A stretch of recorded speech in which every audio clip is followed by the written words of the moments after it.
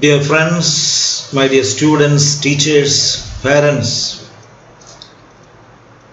today we will be sharing a subject which is very important in our current situation.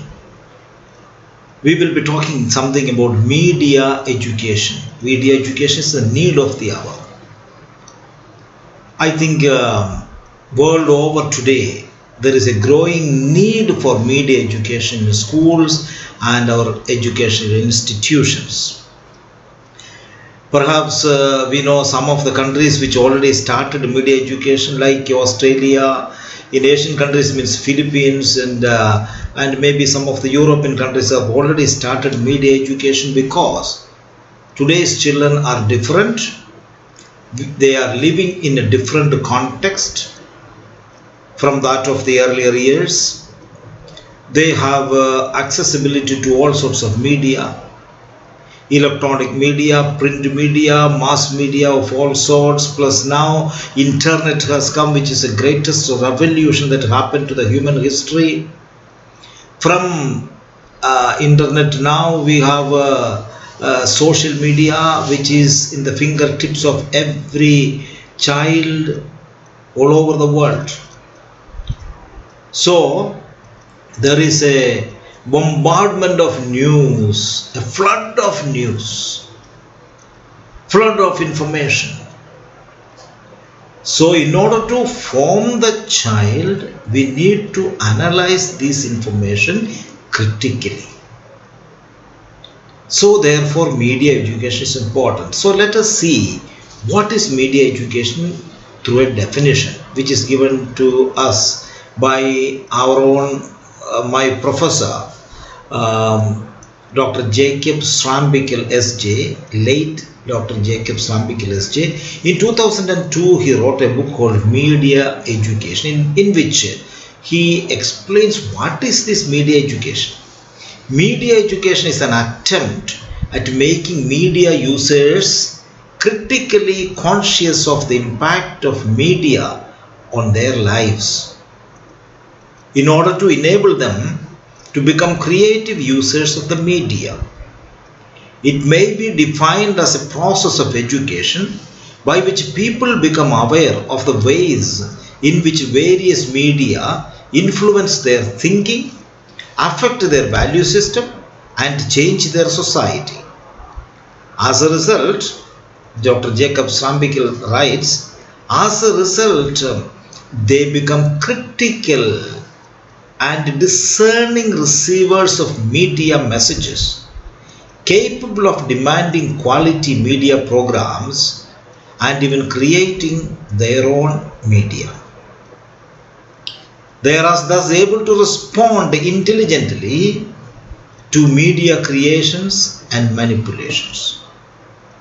That means, in summary, media education is important for analyzing and in fact sifting what is the truth, what is the right, what is wrong, etc., and based on that forming one's own opinion, rather than simply gulping or believing the entire media without critically looking at. And once that happens to us, I am able to, or the person will be able to, respond intelligently to media. And media, the creation of media, and also the manipulation of the media. Manipulation, that word will be very clear to all of us today. When we look at our media, we know how they are manipulating even the people's thought pattern. So there is a huge change that are happening, and I think we need to take this aspect understandably seriously. Why media education today? That is another area we need to look into. That is, the child of today is born in a media culture. Today's children are entirely different. They have everything accessible to them. Not like earlier times, 20 years ago, 30 years ago, there were no social media of this sort. People used to get newspaper for their information, or listen to somebody. Today they have everything in their fingertips. They have, through mobiles they can get everything, because internet has such a wonderful boon for entire humanity. And therefore news, we are living in a media world. And in the schools, for example, which considered as the second means of socialization, competes with various social media, because they get information from outside the social media. Earlier, school was only one forum where people used to learn, analyze, critically get into, etc. Now media is giving a lot of information, and you click Google, everything is available. So schools are also in a competition, in fact, to give knowledge, etc. The media and information technologies have become a place for today's youth. Sometimes the only place that speaks about them and to them. That interrelatedness, interdependence, and give and take atmosphere that was prevailing in our homes, etc., has been completely gone now. I think most of there are certain cartoons coming, certain cartoons we have seen that children are so much taken up by this media, and they always keep watching that one. When we travel, we see the trains and metros and so on, we see people all are coming and putting the earphone and listening. There is no relationship outside. They're all, I don't know, maybe listening to music, maybe watching something, but all the time this kinds of a limited relationship they have. So that is another area. So therefore, the challenge of the schools today is to recognize that knowledge is spread and circulates in new ways. Earlier, we look up to our teachers because they were the ones a source of our knowledge. Today, in a term which we can use is WhatsApp University or Google University, etc. Everything is there. Everything is there. So, when we look at the past, it's very interesting to see 15th century when Gutenberg invented the printing press for the first time. A society moved from oral tradition to written tradition, because till then oral tradition was the source of knowledge. Now that tradition has changed. In the 21st century, we look at a giant step from the culture of words to images. That's what suddenly we see television sets, etc. became so popular, we see images, not only words. Now in the 21st century, we have taken a new step from linear reading to simultaneous perception. So many things at a time, we can see. So today's adolescents, please remember this, today's adolescents or the teenagers live in a different cultural experience from their elders, with new ways of perceiving, feeling, listening and seeing. Their perceptions are different. These dimensions must not be skipped over in media education. We must look at all these changes that are happening. They say no, today's children are intellectually superior because everything is there available to them, so their brain is developed much more. But there are also problems, emotionally immature, because they are not unable to shift between this good and bad. What is good, what is good for them, what is not good for them, etc. That analytical knowledge is not coming. Critical thinking is missing. I think these are the things we need to look into, and therefore media education is so important, I think, for us. And therefore what happened?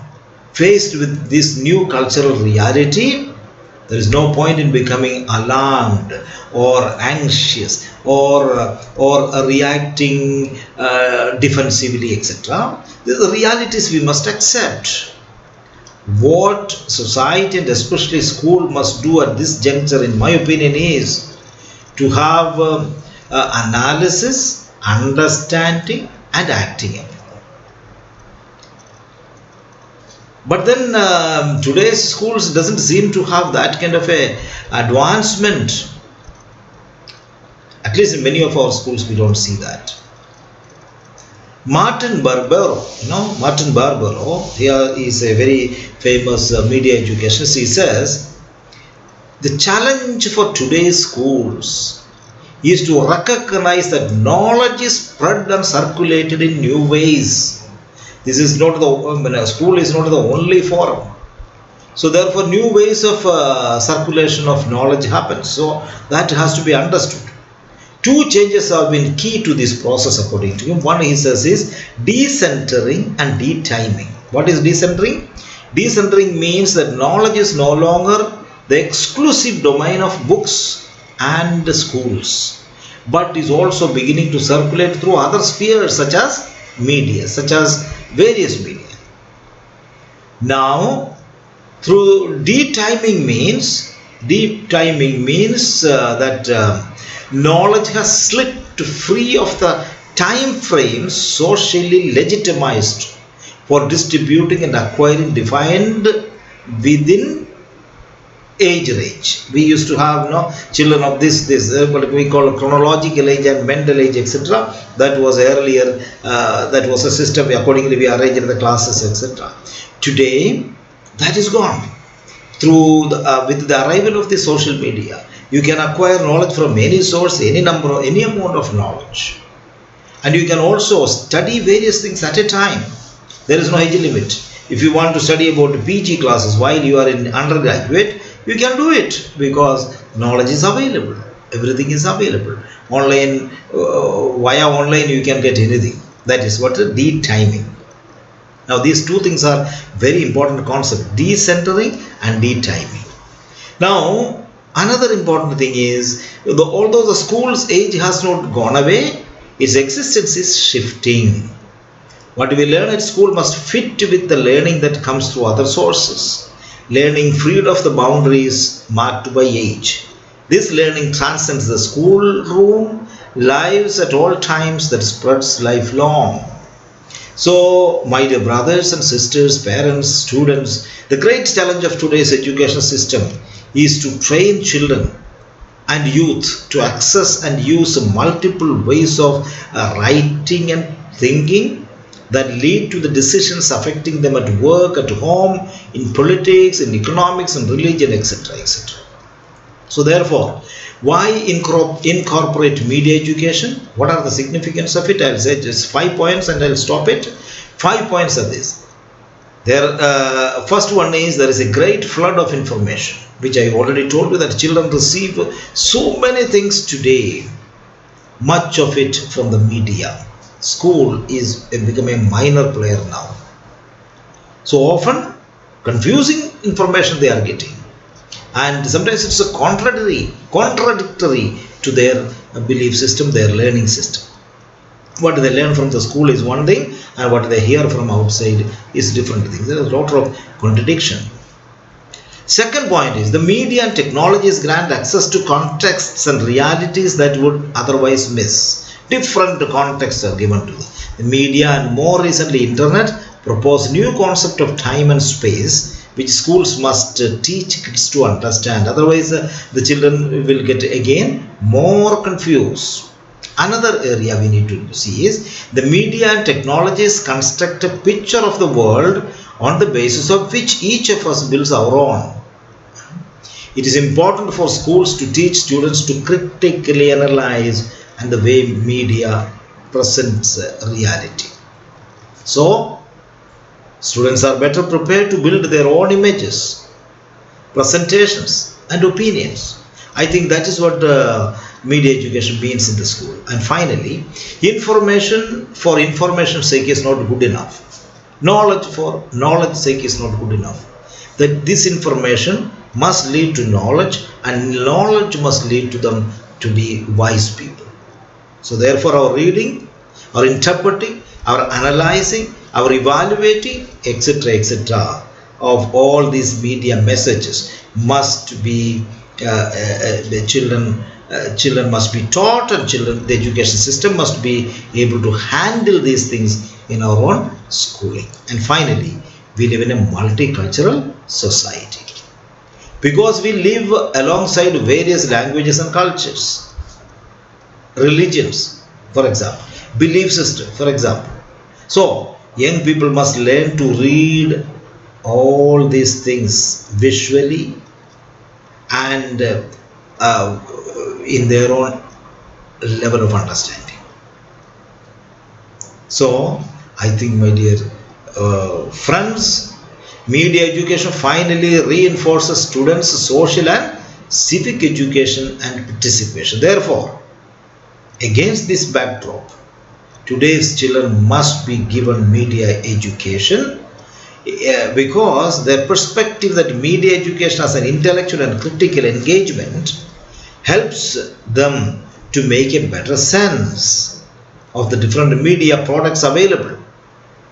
In this regard, I believe media education is very, very important, very, very critical at this juncture, and we need to give a serious thought into it. Education policy makers, I hope the government of India and other educational legends must pay attention to media education as one of the areas we need to bring in the school education system.